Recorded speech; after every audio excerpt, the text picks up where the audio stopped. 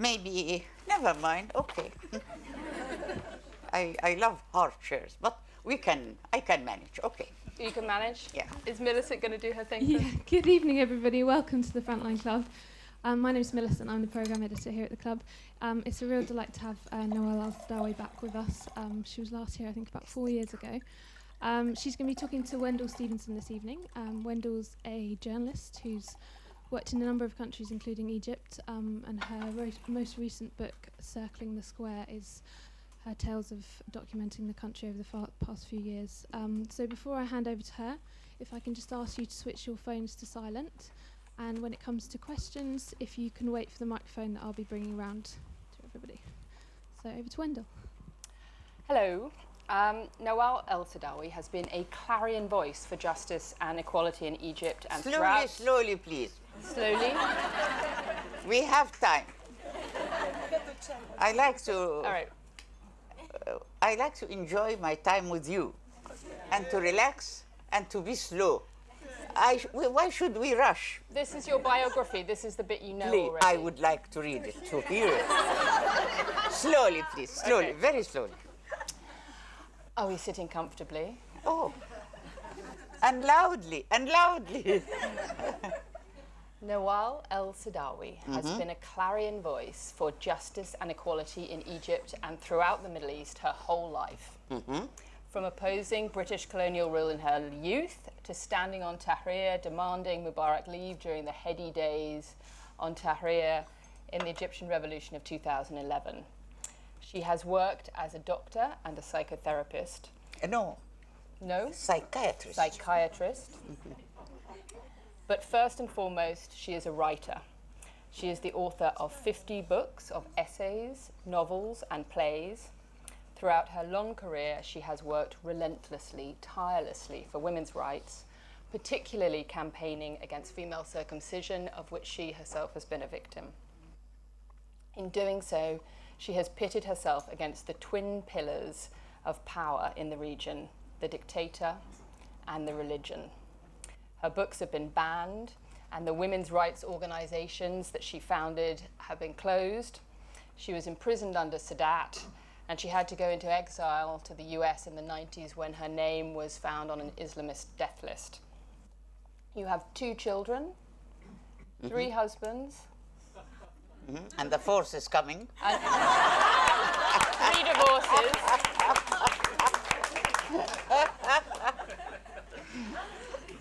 So, as Millicent said, I spent a year and a half living in Cairo reporting on the revolution and its aftermath, so I am thrilled and delighted to be chatting to Nawal today, so thank you for coming. I've got lots of questions. We're going to talk for about 45 minutes, and then we're going to put it out. How you many guys. for the audience? How many minutes? 45 minutes for us and 45 minutes for the audience. Exactly, Is that, like is half that and half half. and half? Equality, yes. So tell us about Egypt under Sisi. Is it better? Is it worse? Is it the same? Has it changed? How do you feel about the atmosphere there now? Well, I like to speak about Egypt, and I like to speak about this country, and I like to speak about the United States, because Egypt is part of the world. I cannot be critical of my country without being critical of the global system. And the revolution in Egypt in 2011 was everywhere. In fact, Tunisia started, then Egypt came, then you had Occupy Wall Street, and I went there. I was in New York, and then here in London, I joined the St. Paul movement. And I was in St. Paul, and they gave me a present. It's called, instead of St. Paul Square, they called it Tahrir Square. So they changed the square. So I cannot speak about Egypt or revolutionary Egypt separate from the world, from the whole world. Why? Or I cannot speak about Islamic fundamentalism or Muslim brother, etc., or Salafi, without speaking about Christianity, Judaism, and Buddhism. But do you feel that the revolutions and that contagion of opposition and excitement from 2011 did it die? Did it go underground? Was it defeated? What happened? I have a problem with the accent. Is it American or British? Your accent. It's English. It's English. Make it American. Mostly, right. Or Egyptian, a little bit Egyptian. A little I bit have a Egyptian. problem with the British accent. Yeah, well, we'll not go into why. Please, yes, and clear, because I can't get your words well, because my mother tongue is Arabic. It's not English. So please, speak clearly. What did you say? What happened to the promise of the Arab Spring? What happened to that energy of revolution? Well, who aborted our revolution? Who? United States. It's global and local powers. Who created this Islamic Daesh? Who? Global and local powers. Who created Qaeda and Bin Laden? Usually I say George Bush and Bin Laden were twins. I say Obama and Daesh are twins. Sadat, Reagan, and the Muslim brothers work together. So in fact, we need to link. That's my work, all my work in relation to women or female genital mutilation. Linking female genital mutilation, sexual oppression of women, to global politics, to capitalism, to class, to race, to religion. That's how I look to the problem. So the Arab Spring. Was it a matter of the deep state, what they call in Egypt the deep state, the forces of reaction? What's the deep state? The deep state, it's the army, the bureaucracy, the powers that aborted the religion? No, I said global powers aborted the religion. You know, global powers are supporting Muslim brothers now. When I travel in the West now, I have a problem. Everybody tell me, how can you cope with Sisi? He's a dictator, There was a coup. They don't regard the revolution of June 2013 that it was a revolution of the people and we kicked the Muslim brothers out. But they think it's a coup. You do think it was a revolution? Of course, I don't know. No, it was. How can you judge? What's the difference? That's what makes me really amazed. That people were not in Egypt during this revolution, not the January and the June, were not there, and they say it's not a revolution. Well, there were more people on the street the there second were time more around people in June against the than Islamists. in January. Yes. So what is a revolution? A revolution means revolution of the millions. So there were more than 30 million people in the streets of Egypt during the June Revolution. And that's why we got rid of Morsi and we got rid of the Muslim brothers. But the whole Western governments. But not the army, because the army remained in power. The army remained in power. The army was in power since Mubarak because Mubarak Yes. appointed Tantawi, Yes. Yes. Yes. And then, Or Tantawi appointed Tantawi. yes, and then Tantawi worked with the Muslim brothers. Tantawi, the head of the army, worked with the Muslim brothers and with the Americans. And they were with the Europeans. We have to know that. So I have a We question. have to make this link because it's very important. Because without this link, the global and the local, we don't understand the revolution, why the revolution was aborted. So I have a question for you. In 2012, when Egypt had its first free and fair presidential election, We didn't have free elections. it was not free and fair in 2012. We never had You were not free happy with that? elections. No, we never had free elections in Egypt. I was in the United States when Obama had his campaign, and he was collecting funds from Wall Street, millions of dollars collecting for his election. Can you say free election is based on money, on capitalism, on companies? Free election should not depend on money. Did you vote in that election? I never go to elections. I never. I don't believe democracy is election. Democracy is not elections. No, elections is a deception. It's a capitalist deception. You cannot have real democracy. You cannot have, because democracy means real equality between men and women. Number one, you cannot have democracy without women. So you must have equality between men and women if you really have democracy. You must have equality between rich and poor if you really have democracy. So you cannot have real democracy within a capitalist, patriarchal, religious system. You cannot. It's based on money. It's based on the market. So if you say you had free elections in Egypt, it's a joke. No. But you had a popular revolution that overturned the Muslim Brotherhood. Yes. So is this a kind of democracy? No. Did the people choose the army? Did the people choose that kind of security? No, the people did not choose the army. What happened? That the 2011 revolution was hijacked by the Muslim Brothers and the army, Tantawi, and the Americans and the neo-colonial powers. They were working together. Hillary Clinton came to Cairo very quickly. Very quickly. She was in Tahrir Square. Hillary Clinton, why? She was in the Four Seasons, I remember. Why? Why she came so very hurriedly to Tahrir Square, speaking about the revolution? So the Americans were in Egypt all the time, working with Muslim brothers and with the army. You know, the army in Egypt receive a lot of funds from USA. They receive a lot of funds. I think it's 1.6 billion Exactly. a year left over from the Camp David Accords. It's the sort of thank And you I am for against peace that. on the, I am on the against Israeli aid. border. I am against military aid. I am against any aid.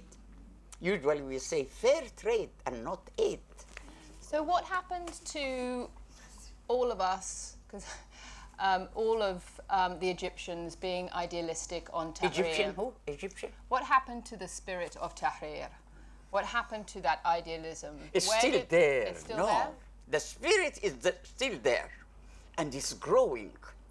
How do you see it? It's growing. I see it in Nawal El Saadawi Forum. I am surrounded by young people from 17 till 40, hundreds of young. This is a new phenomenon, cultural revolution in Egypt, by young people who were in Tahrir Square. And I never dreamt that in my life there will be what's called Nawal El Saadawi Forum. I never dreamed. I was always in prison or in exile or at home, isolated or something. But the young people in Egypt, the Tahrir Square young men and women, to establish what they call Nawal El Saadawi Forum and to discuss my books, even my books that are banned in Egypt, they discuss it every month. And they invite me and I go there. So the spirit is there. Do you think the revolution allowed people to challenge authority? Of course, Did that open something, crack yes. something? You know how many people criticize Sisi? I write in Al-Ahram, I write in many newspapers in Cairo, and I criticize Sisi. If he does something wrong, I say, no, this is wrong. It's not me. Many writers, young writers, they criticize Sisi, but they are not considering him, as here in the West, a coup d'etat. No, they consider him a very, the army, when you said that the army, you said a word in English. What did you say? That the army came to rescue us or something? I don't think rescue is not a word. I think. Yes, something. what happened? That they took over. They've remained the strongest political power in Egypt since Nasser. Of course. I tell you what. When the June Revolution, we were in the streets, more than 30 million.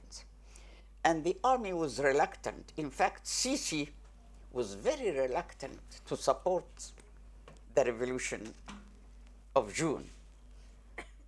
And people were crying and saying, we need the army. We need the army. So at the end, the army came to the rescue. The army came to, not rescue, to support the revolution against the Muslim Brothers.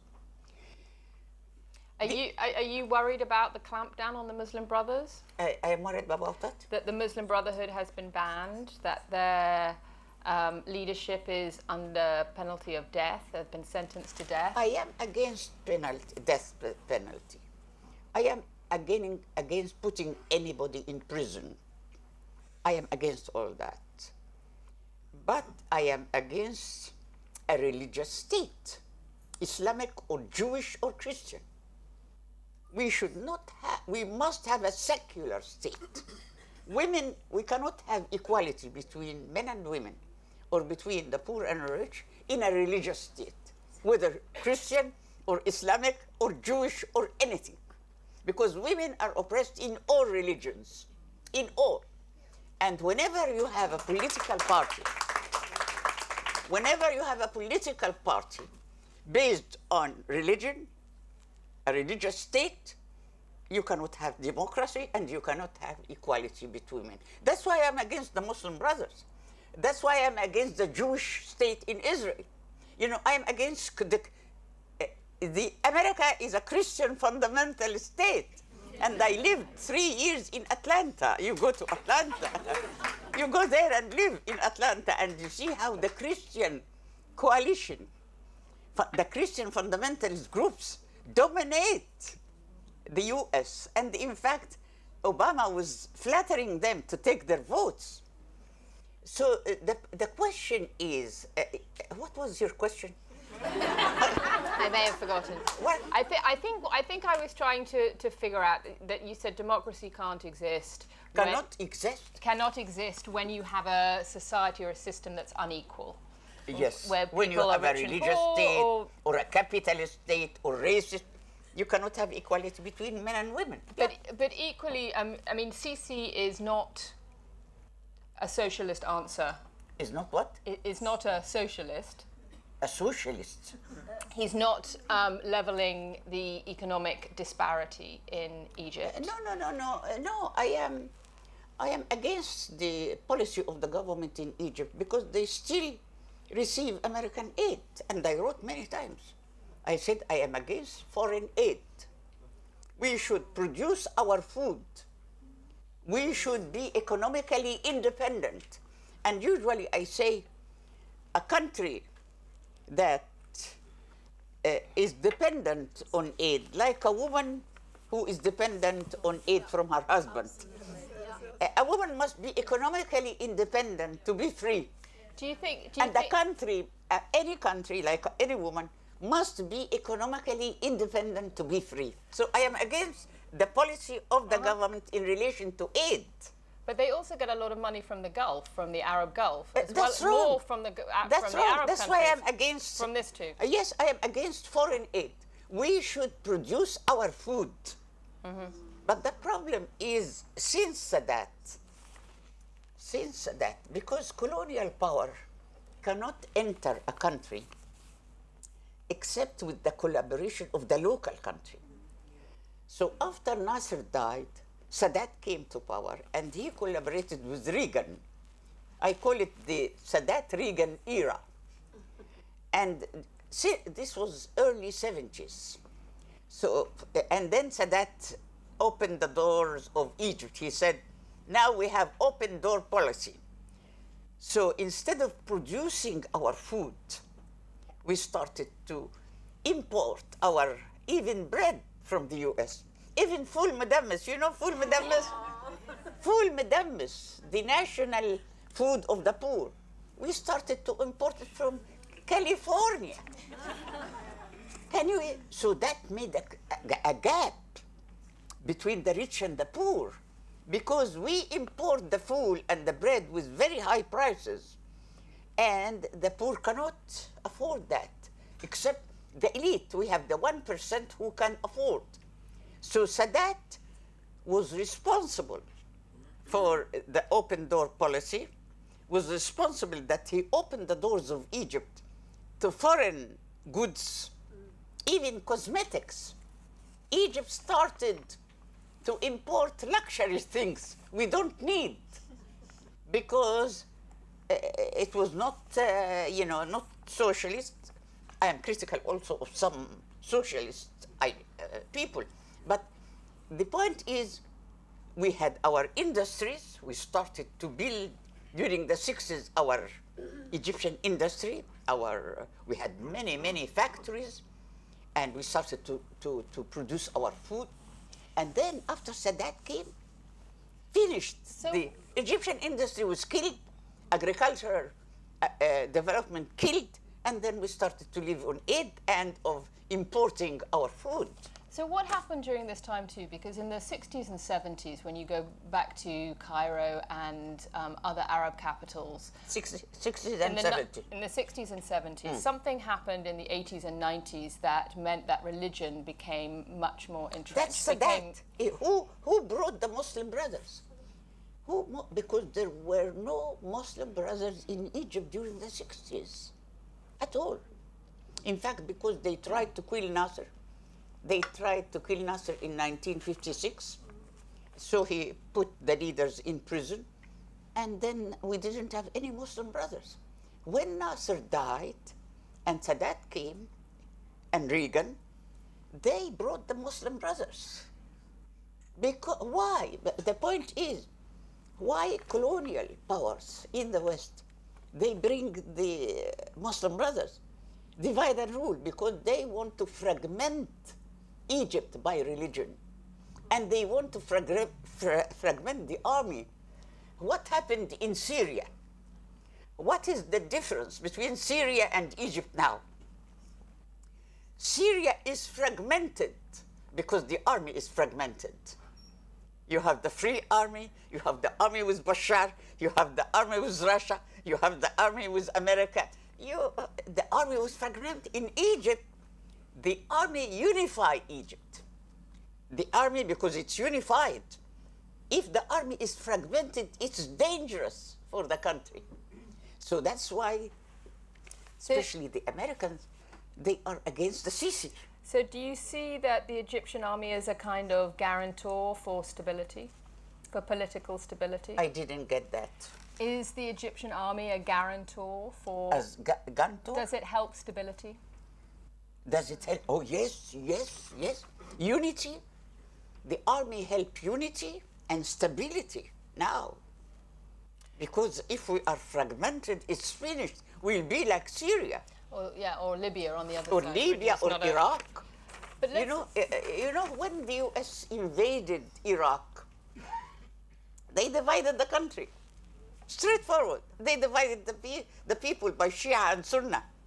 They divided by Akrad and non-Akrad, etc. So that's when the British colonized Egypt in 1882. They created the Christian Coptic conflict between Christians and Muslims in Egypt. And I was living all my life with Copts. We never had any problem. Till today, I live among Copts. No problem.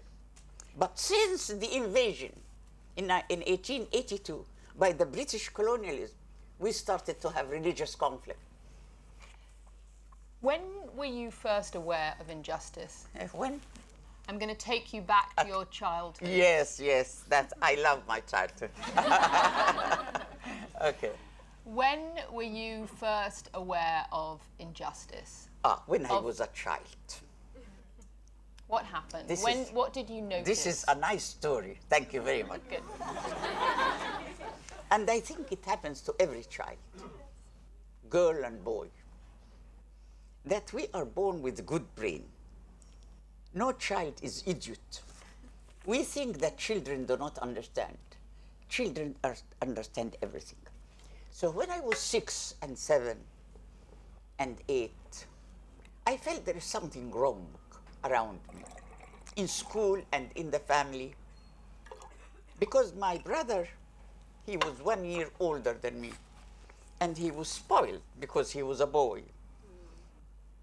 So he was lazy. Because he was spoiled, there was no motivation to work. So he didn't study. He was lazy in school, and he was free. He used to go out on bicycle. And I, the girl who was working at home and working in school, and I was so hardworking and serious and not spoiled, I was not respected like my brother, and also received half during the Eid, received half al-masroof, what do you call half the, what when they give you money during the feast, al-adiyya, what do you say in English? Al-adiyya. The gift money. So my brother used to take double, and I take half, though I work double him. So I felt this is not fair. So I complained to the family. Did that have any effect? I'll tell you the story. And so they said, well, because he's a boy. I said, so what, he's a boy? And then when they were cornered, they said, that's what God said. And they thought that they will shut me up by saying God. So I said, so what? I said, God must be just. And if he is not just, I'm not going to believe in him. When I was a child, and this happens to all children, boys and girls, because boys are also suffer, especially poor boys in the village. I was in the village. They suffer also from the class system. So, and my first letter, maybe you heard that before, my first letter in life when I was 8 years was to God. I wrote him a letter. I told him, dear God, because I was frustrated. All types of injustices related to God. So I wrote to him a letter. I told him, dear God, you are supposed to be justice, as my grandmother said, because my peasant grandmother, she was a peasant, and she never read the Quran. So the mayor told her, you are not good Muslim because you didn't read the Quran. So she told him, who told you that that God is the Quran? Who told you? God is not a book. God does not come out of the printing machine. God is justice. God is justice, and we know him by our brain. أقولها بالعربي. قالت ربنا هو العدل عرفوه بالعقل. So when I wrote my letter to God, I told him, my grandmother told me that you are justice, and we know you by our brain, so why you prefer my brother? Though he doesn't work and I work. And I waited I never got the answer till today. I never got the answer. How important were your parents and your mother in particular in giving you the confidence to question? My father and how their attitude. Mm-hmm.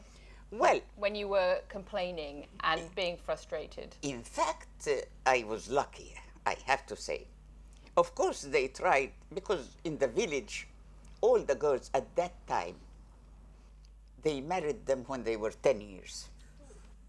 Most of the girls, my cousins, married. So they tried to marry, maybe, did you read my autobiography? Yes. Anybody who read my A Daughter of Isis, yes. Awraqi Hayati, I wrote about that. So they tried to marry me off my father and mother, though they were progressive. But this was the trend. But because I was very good in school, then they started, and my brother was not good in school. So they started, I was lucky to have a stupid brother. Really, usually I say, because if my brother was intelligent and working very well in school, they will forget about me. But what happened, that the dreams of my father and mother shifted from my brother to me. And they started to dream of me as being a doctor, a writer, because I was good. and they forgot about marrying me. So I was lucky. I was lucky to have a brother who was not successful. You know, it's something like that. But anyway, I wrote, you asked me about injustices. Well, I wanted to talk to you about your writing, about what you, because you write novels and you also write autobiography. And non-fiction. And non-fiction. And what are the differences for you? What do you think connects or makes the difference or makes the point that you want to make with your audience? What are the different strengths and... In fact, when I was in exile in the US and in other countries, I started to teach what I called creativity and dissidence, the relationship between being creative and being dissident. And I was teaching also different courses like fiction and non-fiction writing. I do not separate whatsoever between fiction and non-fiction. I do not separate between the physical and the psychological or spiritual. They are one. I do not separate between writing an autobiography and writing a novel. In fact, many writers, they hide themselves in a novel so that they don't show that this novel about them, or they make themselves one of the characters in the novel. But it's the same, no separation whatsoever. Is there a difference in people's reaction to you? Yes. Through novels or through autobiography? Because you've talked about a lot of things in your life, like being circumcised, like abuse and so forth, that are really taboo and difficult subjects in Egypt. Well, I link in my fiction and non-fiction, I link female genital mutilation with male genital mutilation. I am against cutting boys also, with politics and economics. Female genital mutilation is not a sexual problem only. Women's oppression is not a sexual problem only. Sexual oppression is not separated from economic oppression, from religious oppression, from political oppression, from social oppression. They are linked, and this linkage is very important to understand the roots. To be a radical feminist, who attended the conference of feminism in London? You were there.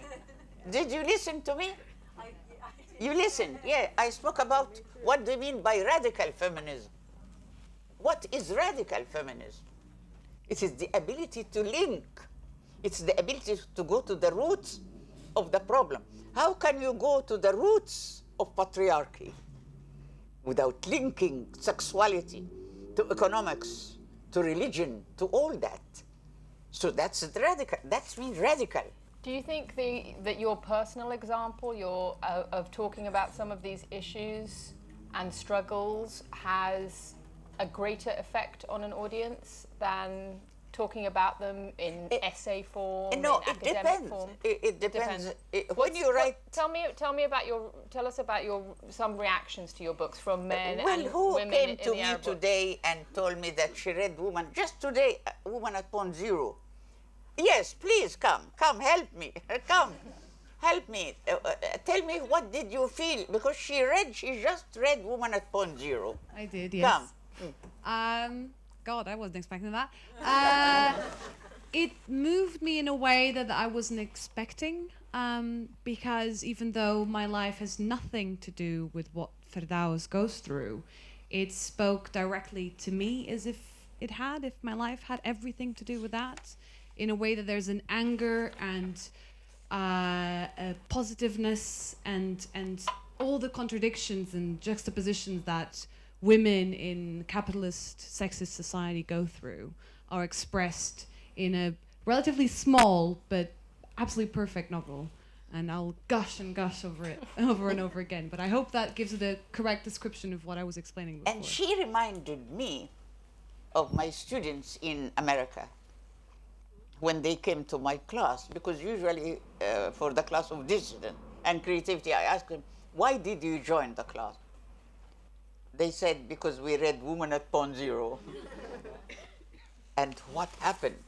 Everyone told me, because Firdaus, the heroine, I felt she's me, as if you are writing about me. So that's the effect. So women clearly connect with it. Women are, What do men think about it? yes, that's the amazing. Men also in my class, they said we read, because I was teaching Woman at Pond Zero. It was on my reading list. And the young men, they told me, you know, we read Woman at Pond Zero. And we felt it's our life. It's our life. Because young men now, and Egypt, the Nawal El Saadawi Forum, all the men in the forum read Woman at Pond Zero and other books. And they feel that as if I'm writing about them, though they are men.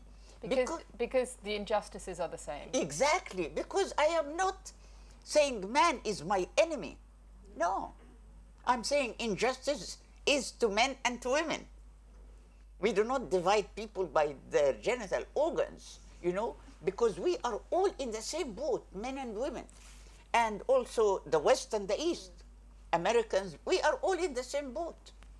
Here in Britain, you are still fighting for equal right for equal work. Up till today, you are fighting for equal salaries, yeah, with men. Apparently you went to see the movie Suffragette. Yes, I saw it today. With John, where is John? Where is John? Ah, here. Yes. So how do you change society? You talked, I was interested to hear you say, but God is not in a book. Yes. But the Quran is supposed to be the word of God. So it's And, very difficult. and the Bible, It's not very, only the Quran. It's very difficult to challenge that. How do you challenge that cultural and religious? By speaking my Superstructure. mind. By speaking my mind. Yeah, it's very easy. You know, I am not against. There are many religious people who listen to me and they agree with me because I am with justice. So if God is justice, nobody will be angry with me. And religion is not the books. God is not the books. The Bible and the Quran were written by men. So we have to be clear about that. We have to read history. And we need to be clear because people are very afraid to criticize religions, especially in our region and here also, and even in the United States, you know. But not like Egypt, of course. Everything is relative, yeah. You're very critical about the West and intervention in the Middle East. Mm-hmm. What do you think their role should be or could be? Do you think they should just stay out of it altogether? The West should stay out. Do you One. Do you think they have some role to play in Syria or in Iraq or in ameliorating? The West, well, number one, we need to decolonize the language. The minute I hear Middle East, I feel tense. Usually I say middle to who? We were named Middle East by British colonizers because Egypt were middle to London. And India was named Far East relative to London. When I come to London, I say I'm coming to the Middle West. Which is different from the Midwest. Yes, exactly. I think we should be sure. When I go to the States, I go to the middle, to the far west, like India. And people laugh because colonial language is ridiculous. So the word Middle East is ridiculous to me, or third world. Who is first and who is second and who is third? This hierarchy. It's an insult to me when somebody say Nawal El Saadawi is a third world writer, you know. So do you think the most important change for the West would really be the way they culturally engage, the way they talk about it, the way they think about? You asked me about should the West go out? No, we should live together. We should have equal exchange based on equality. Nobody teach anybody. Because feminists tend, when I went to the United, I met Gloria Steinem and Robin Moore, they wanted to teach me what is feminism. So I said, no, I'm sorry. I'm sorry, we need equal exchange. You teach me, I teach you, because my experience is different. So the same with the West. The West should not colonize the East. The West should not teach the East. The West should not take the oil of the East. Every country should depend on our resources and produce our food, etc. So we become independent, and then we communicate equally. But I am not against most. My friends are in America, in New York. I just told her I love New York City because it is the company. I love the company. So I have many friends in America who are against the American government. I have many British friends who are against the British government. And in Egypt, we are against the government, you know. So our problem as people is the government, not the people. We are all in the same boat, and we need to fight together. So I have one final question, I think, before we throw it Okay. open. Over your long career and broad reach over the decades, when were you most optimistic? When Yes, I am optimistic, you're always optimistic. I am always optimistic because I believe hope is power. And I learned very much from the experience of prison. I went to prison, and people around me, the women in the prison, were very much pessimistic because Sadat said, I will kill them. He was very furious. So every day they were crying and saying, we will be dead, he will kill us, etc. And I started the morning dancing, and I said, he will die and we will come out. Without anything. Just to have the idea that I'm going to survive gave me hope. And I started to dance, and I started to do exercises, etc. So when you are cheerful, the people around you become cheerful. When you have hope, you inspire people with hope. And hope is power. So under the very bad situations, I am hopeful. Good. Good.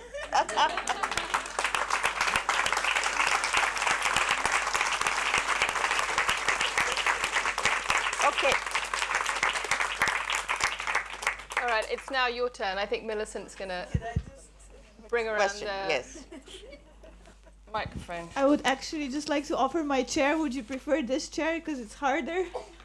No, I'm all right. Oh, you're all right. Okay, that was my only I am question because all I right, thought yeah. maybe your back is Do hurt. you need the mic? Not for the others.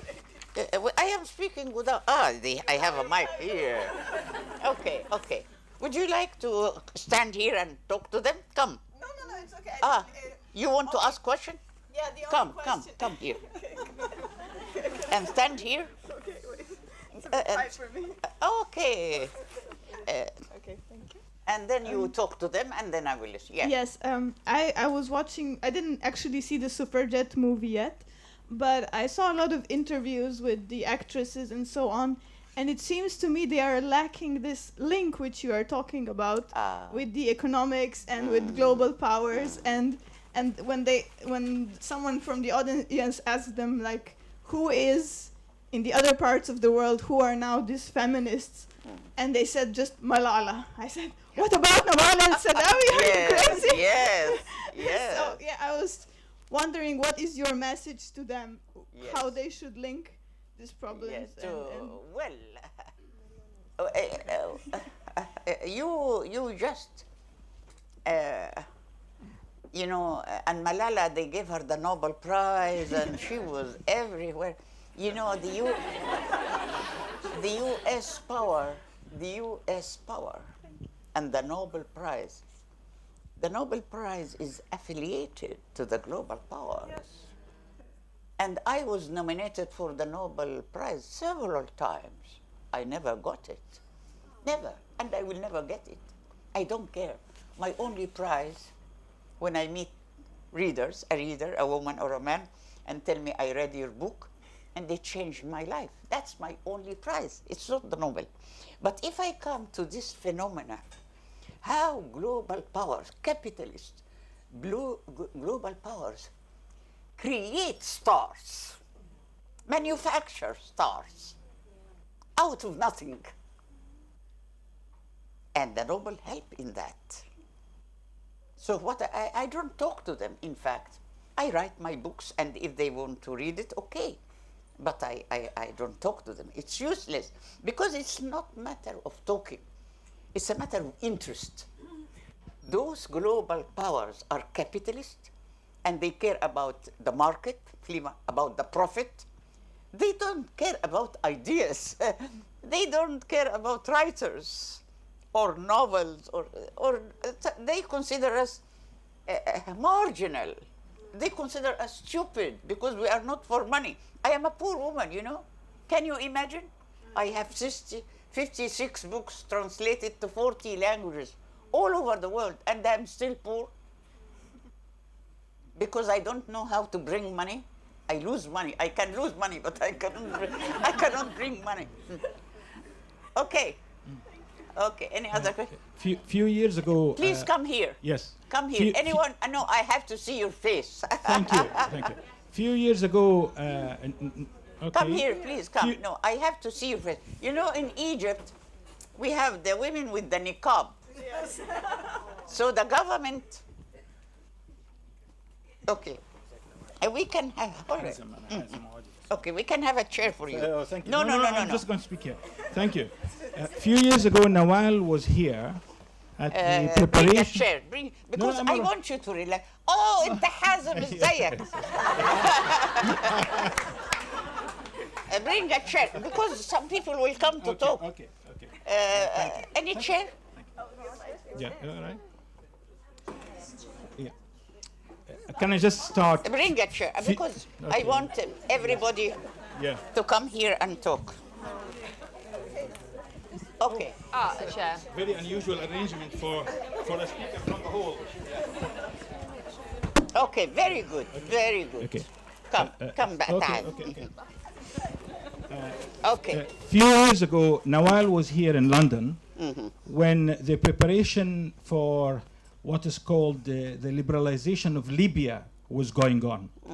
And she was so brave to speak here loudly and clearly against the what we consider in the Middle East a colonial campaign to destroy Libya. The result of what happened in Libya was the destruction of the very fabric of the Libyan society. Nawal is here today speaking also bravely in support of the changes that happened in Egypt. If she was preparing to get the Nobel Prize, she would have adopted the line that is adopted by The Guardian and many similar newspapers here against what is happening in Egypt. The reality is, what's happening in Egypt is the revolution of women. Women in Egypt has revolted against the Muslim Brotherhood. I heard the lady here asking Nawal, are you worried about the exclusion of the Muslim Brotherhood? The Muslim Brotherhood is similar to the Nazis. Can one ask, is it possible, are you worried about excluding the Nazis? Political Islam is part and parcel of a fascist stance against women, against the cohesion of minorities in societies. And we are seeing in Egypt, we have succeeded in getting rid out of this menace, and we are maintaining a cohesive society. Our Christian brothers in Egypt, 10 millions or 15 millions, are having a safe coexistence. Women are becoming more and more freer. And I would like to thank Nawal for being so brave and speaking loudly here. His father, in fact, his father was a very close friend, even in love with me. So thank you very much. Thank you. Okay. Yes, come here. I want everybody to listen. Yeah. Can you hear me? Say your name. فاطمة Fatima. من From what country? الجزائر. الجزائر. أهلا وسهلا. أهلا بيكي مرحبا بيكي. أنا متشرفة كثير. أنا ما فيش. But do you hear her? Can you hear me? Speak English, I think. Please would be speak in helpful. English. I just want to thank you for who you've been. You made a difference in my life. I was a child. I have a little bit relationship like you. When I was a child, I was only girl and few boys, and I was as well the difference between a girl and a boy. I didn't go to school. I used to go to school by hide, throw my satchel through the window, and then I go and run to go to school. We moved from my small town to Algiers after the independence. I was a young girl, teenagers. My brother went to study, and I didn't. He brought books. I want to touch you. I don't want it to fall off the back of the stage. Yeah. Oh, Possibly. that's horrible. It's a horrible chair. Horrible. It's better. Capitalist, Careful. capitalist chair. For me, it's a dream to meet Okay, you. This thank is you. a dream came true. Thank you very much. And I'm so excited. I'm emotional. You're my inspiration. You're my heroine. I was a child when I read your book just by chance. My brother bought books. He went to Syria and Lebanon. And I went, take a picture. Okay. Thank you very much. That's very interesting. If you have such things, do you think of the Nobel Prize? No. There's somebody, I think there's... Just quickly. I met quickly, your because book there's by lots of people chance. with questions. My brother brought them. He went to Syria and Lebanon, and he brought books. Her brother, you see, My brother it's brought her brother who brought my books to her. Because they say I am writing against men, which is not true. Because if I am a man hater, her brother will never buy my books and give it to her. So I read your short stories Thank as you a very doctor, much. and also the Jins, Al-Mar'a wal-Jins. I was very excited about it, yes. but of course, you know what it's like. Okay. So thank you very much. Thank you. It's fantastic. Thank you. Thank you very much. Okay. Come here. Come here. So that people will see you. It's Nawal rules. Yes, it is. Because, I am very keen about your comments and questions. That's why I ask you to come here so that everybody will listen. First of all, I would like to introduce, I'm speaking on behalf of Basira, which is the first NGO in the UK that is carrying the voice of British women of Arab origin, where we speak out of experience and understanding of the culture and the religion. Please check our website, and would love to see you in our events. My question is that I watch Suffragette, and actually I commented on it on a couple of channels, Arabic channels. My main concept, what I've noticed in the film, the similarity between the women position in 1901 in the UK. 1901? 1901, when the film started, the movement started, and the position of women where the era I grew up with, which is the 50s. And I could see absolute resemblance between positions of women in both parts of the world. You mean Egypt and Britain? No, I'm talking about Britain, women's situation in Britain, and women where I came from, which wasn't different. What country? Palestine. Palestine. So similar. The similarity that the women were oppressed by the society, by the following their husbands. They had no say whatsoever. She couldn't even manage her own money in the film.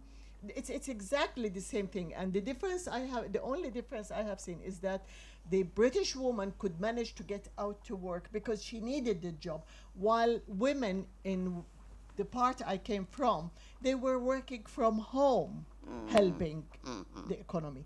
Now, in a span of, let's say, 50 years or 60 years, we can see the huge gap between women in the Middle East and women in the West. In particular, it's not perfect, but at least there is a huge gap.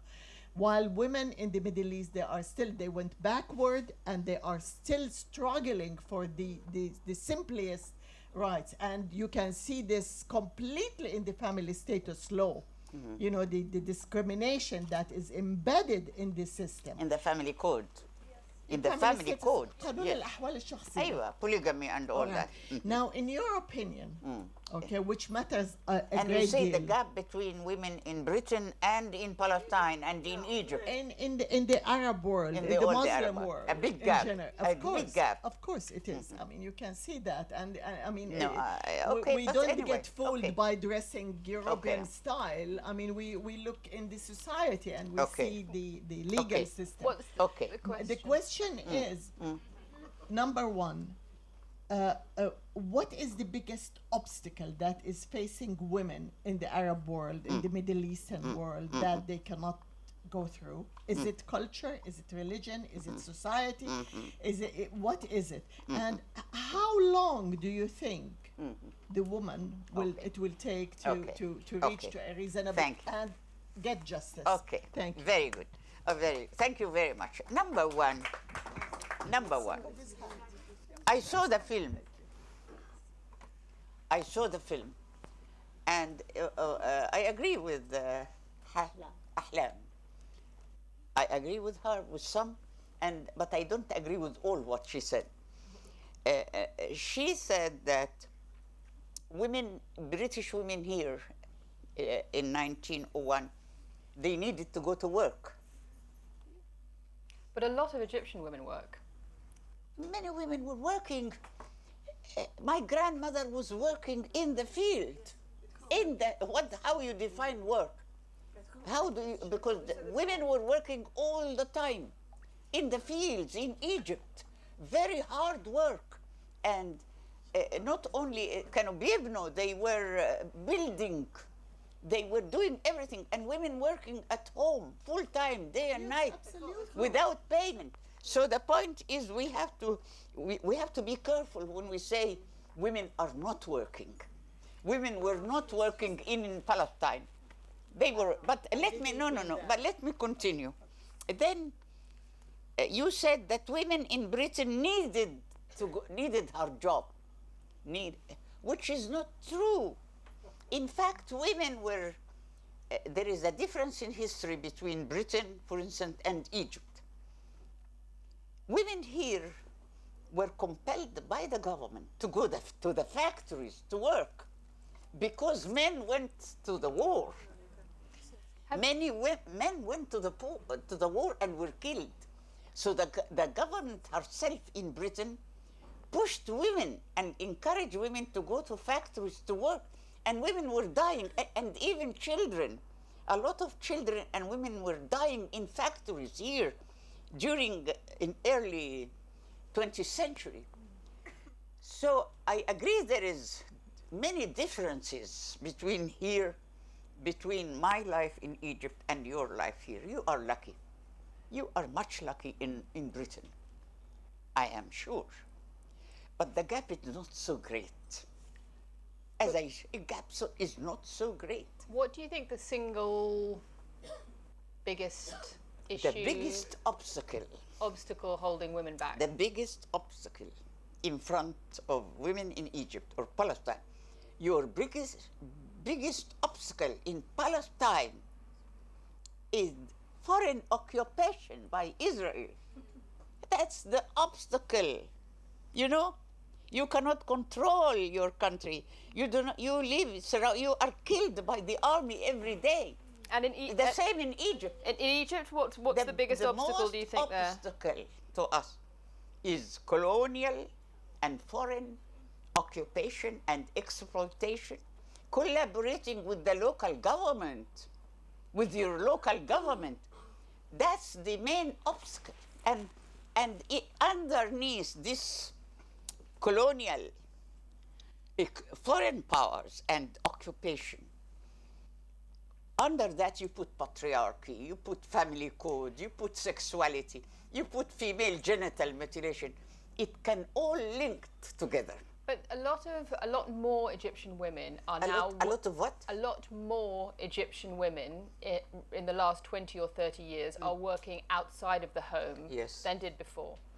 And there's a huge, middle class of educated working women in Egyptian cities. Yes. Have you seen this, the effect of their economic growing independence in changes in society? I'll tell you something. You know, I was a doctor and I was economically independent. I'll give example of myself. And I had to divorce 3 husbands. I couldn't because the family code is horrible. The family code is horrible. And I identified myself very much in this film. And I was telling John while we were coming, you remember the woman in the film who, her husband took George, her boy, from her? You remember? You see, and she was fighting to get her son, and then she was frustrated. It happened to me. It happened with my first husband. He wanted to take my daughter. I didn't allow him. I was ready to kill him. I was ready to kill him. I didn't allow him to take my boy, but she allowed him. But there were changes, some small changes to the family law at the end of the Mubarak era in Egypt. No, here in Britain, but you still have patriarchy. But in Egypt too, there have been some changes, some small reforms to the Very divorce law. small, very minor. Will Sisi continue that? Have you heard any? No, the family code in Egypt is one of the very backward laws in the whole Arab region. Even Tunisia. Let's have another question. Tunisia prohibited polygamy. Over here Tunisia. in green. Tunisia prohibited polygamy. Come up. Yes, come here.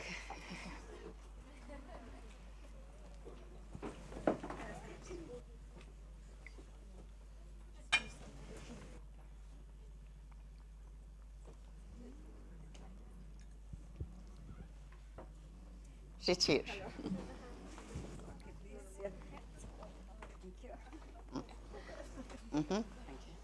What's your name? Amal. Amal. I'm from Egypt. From Egypt, Yes. good.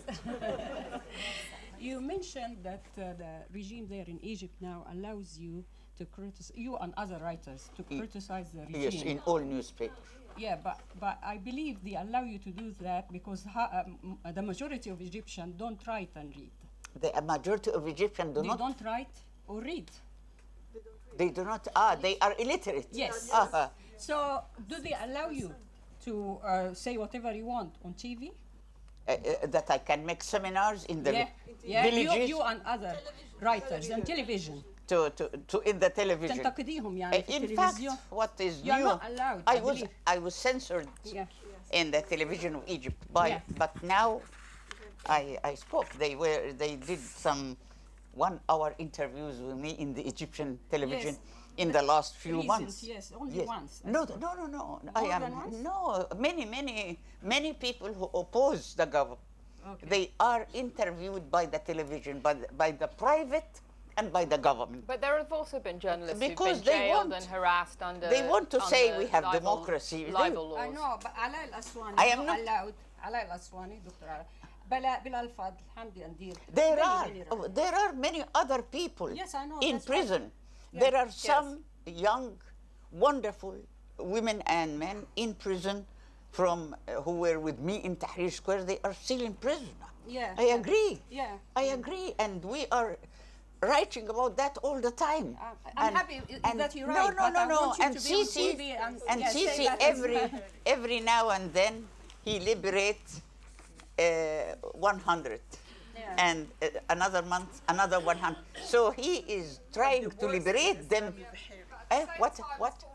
The worst case is Islam al-Bahiri because it contradicts exactly with what the regime is. I mean, my respect But to you Sisi, see- I can see beyond. But this is a very important step issue. Islam al-Bahiri stood and he dared to bring a new meaning to religion, revolutionize religion in such an acceptable and coexisting way. I tell you something. And he was. Please, the media. I'll tell you something. Yeah, The no, I think, media- and I think we can agree that it's No, it's not. There's not a perfect freedom of speech No, who is issue perfect? in Who? Egypt. There is no perfect government. And I think what No, happened. but I have to tell you something about the media. You know, what I told you now, I said it on the television in Egypt, on the government. What exactly this? All my ideas I said it on the government Egyptian TV in Egypt. Islam al-Bahari did not make any revolution in Islam. No, I'm sorry. You have many misinformations through the media. No, many. It is the way, I'll tell you something. I haven't seen Islam Bahari, of course, because I don't open the television. It's horrible, trifle things. Can you explain who that is for So, people? but people, there is some, people who try to, to make the talk shows. So, please, believe me, I live in Egypt. Yeah, I know. And I don't think Islam Bahari is more revolutionary than me in attacking religions. No, I'm sorry. You have to know what's happening exactly. Of course, the system is not perfect. The government is a failure. The government is a failure. Sisi made many mistakes, of course. But who didn't make mistakes? Cameroon doing mistakes. Obama is a failure. So we have to be reasonable. We have to be fair. But we Egyptians, we are better off. And my situation under Sadat and Mubarak was horrible. I never had the freedom to breathe. But now I write in Al-Ahram, the most important newspaper. I speak on the TV. The same, everything I say now, I say it. But it is a matter how you say it. You can speak about sex without offending the people. And you can be very revolutionary about sex or religion. I don't think I offended anybody. You were laughing. You were laughing all the time. So you must know how to criticize. But Islam al-Bahari, no, I'm sorry. And also be careful about the media, because the media usually exaggerate the faults of Sisi. They exaggerate. Yeah. Yes. Do we have another question? Do come up, sir. Yes, we have. 60 years. Yes, I agree. We have to get rid of the military rule. After 60 years, it's a very long But time. It's after not we easy. pass the crisis, because now we need the unity of the army. Yeah. We need it now. Okay? Thank you very much. You've been Thank you. very kind. Thank you. Allow me. Thank you. Thank you very much. Okay. Okay, come here. Come here. Okay. It's Come here. Nawal rules. There's nobody gets out of the chair. Thank you. And what's your name? Chris. Chris. What country? I was born in Uganda and I Okay. immigrated here. So my question kind of is similar to that because you. A little bit far. All right, cool. Like that, yeah. Well, you did mention that countries should be able to basically take care of themselves and Yes. be independent. Yes. But what about those countries that are not necessarily do not necessarily have the leadership in position to actually do that for themselves? I speak from the experience of actually coming from a country where our president, who has now passed a long time ago, Ghana. Uganda, Idi Amin, he chased Idi away. Amin. Yeah, he chased away all the Asians because he was basically saying exactly the same thing that we, as Ugandans should be able to take care of ourselves, and in the end just took the country so far backwards that we've never recovered.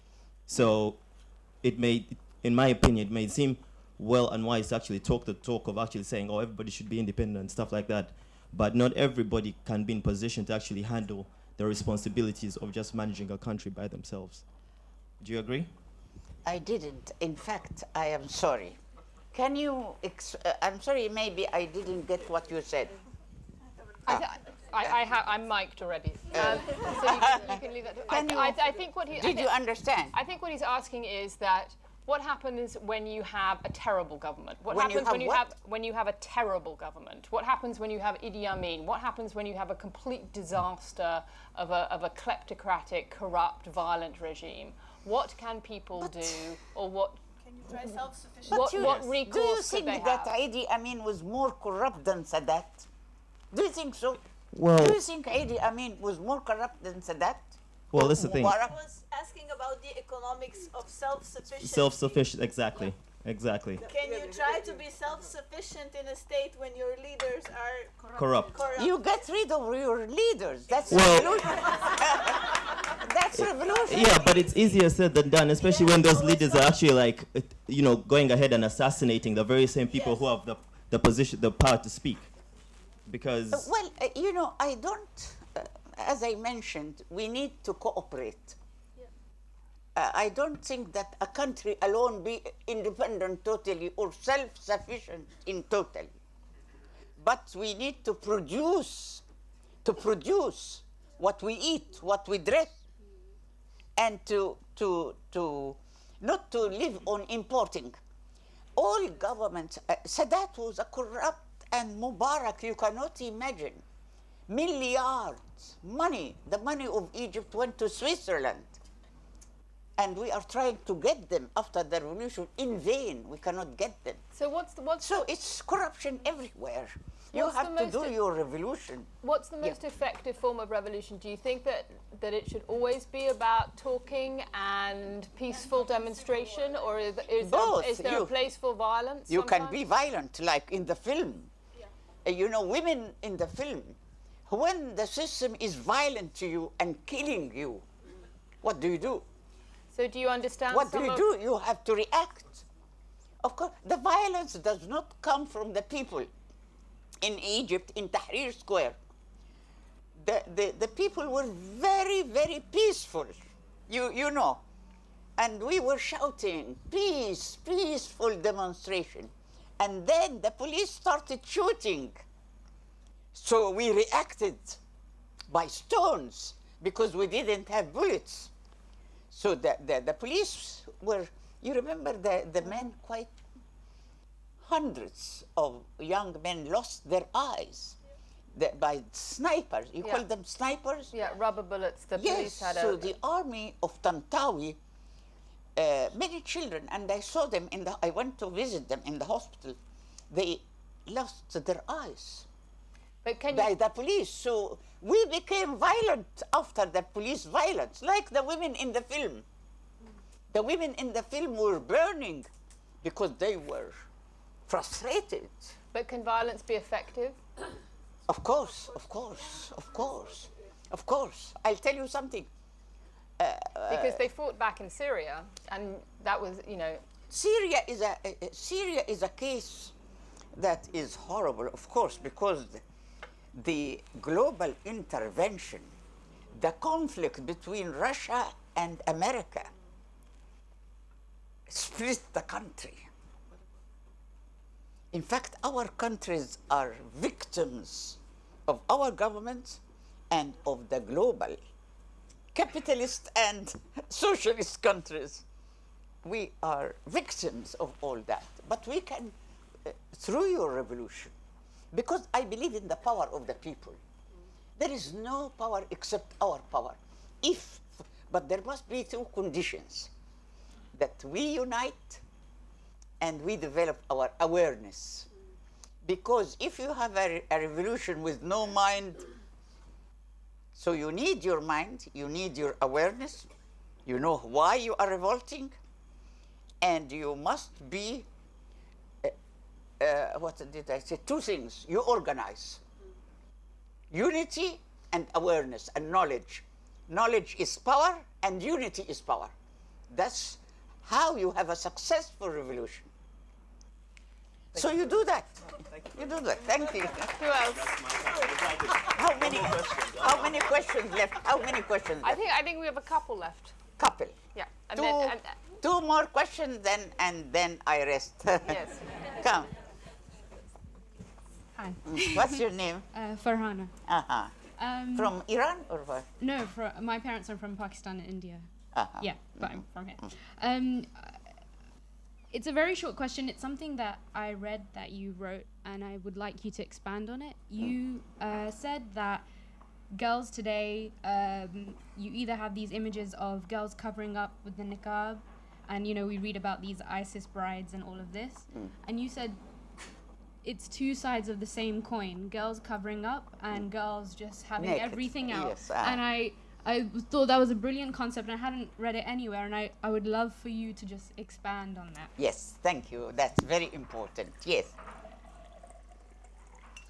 In fact, veiling and nakedness are two faces of the same coin. Men are not veiled and are not naked. I haven't seen man showing his breasts, you know. So women are considered bodies without head. Since Eve, in ancient Egypt, we had our female goddess Isis. She was the goddess of knowledge, not reproduction or body. She was the goddess of the head. And then when the society, political system changed to patriarchy, what happened? The male god, Ra, Amun, came, and then Yahweh, the first god in monotheism, was the Jewish god in the Old Testament. And then Isis, the goddess of knowledge, became Eve, the sinner. And sinner, why? Because knowledge was a sin. She ate from the tree of knowledge. So you see how women became, that's the origin of the veil and niqab, how women became not a complete human being, not even a goddess. They became just a body without a head. So women should hide our head. Hiding the head and the veiling, in fact, started in the Old Testament by Eve, because Eve became a sinner. Now we come, so the veil has many, many kinds. We can have a veil with this, like that, niqab or hijab or kida. And we have what I call postmodern veil. We have a postmodern veil, the makeup. When women hide their features, when I hide my face, when I hide with powder, it's exactly like when I hide it with a cloth. Why should women hide their age? Usually I say, I love my wrinkles. I'm proud of my wrinkles, you know, because every wrinkle has a story. Why should I hide my wrinkles? So women are pushed either. They are considered body without head. So they are pushed under religion to put on the veil or the niqab, etc. And they are pushed by the free market and capitalism to be naked, to be sex objects, pornography, in the films, to be a naked body for the fashion and for the profits. And women suffer because of that. Men are not veiled and are not covered because we don't have Eve. Adam was not sin. Adam was not a sinner. In the three monotheistic religion, even in Quran, Adam was set free, was innocent. But Eve was the sinner. And that's one of the major problems of women, that women and knowledge became sinful. And any woman who is knowledgeable is hated. Why I divorced 3 husbands? Because they hated my brain, they hated my head. They wanted a stupid wife to serve them, and I couldn't be stupid. So that's the problem. Did I expand? Totally. Thank you. Thank you.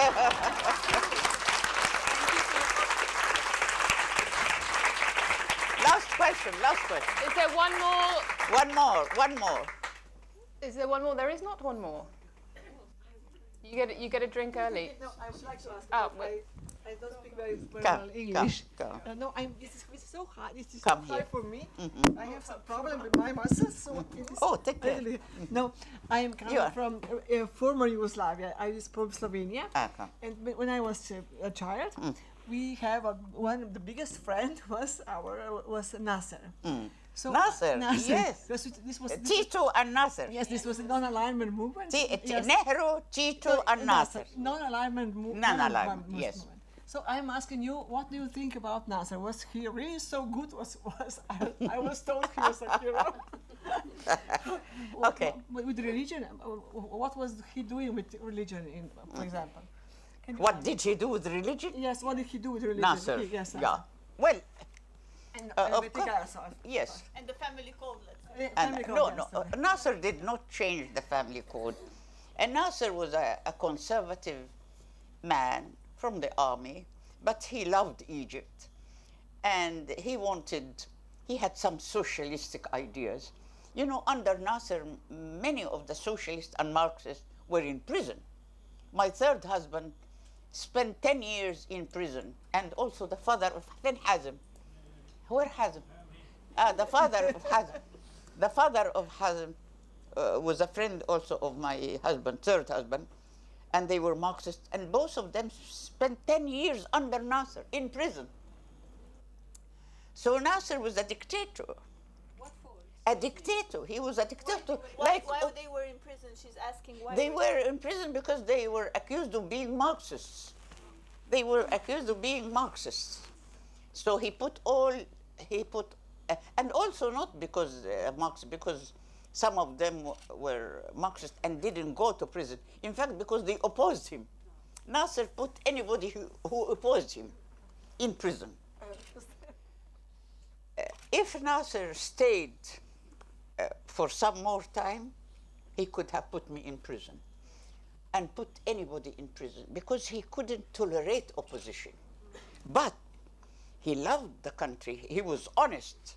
And really, he did a lot of fighting for the working class and for the poor. And also, he helped in giving the vote to women. In 1956, women won the vote. But not because of Nasser only, because women were fighting in Egypt for the vote for decades. So, in fact, Nasser came and gave the vote. But he was a dictator, and that's why we had the big defeat in 1967, because Nasser never listened to the people. He was an army man, and the mentality of military people is very difficult. They don't accept opposition. You have to be obedient. And that's why we need the army temporary now in Egypt until we've passed this crisis. Then we'll have a secular civil government. Thank you very much. Thank you. Thank you. Nawal, thank you. Thank you. Thank you very much. Let me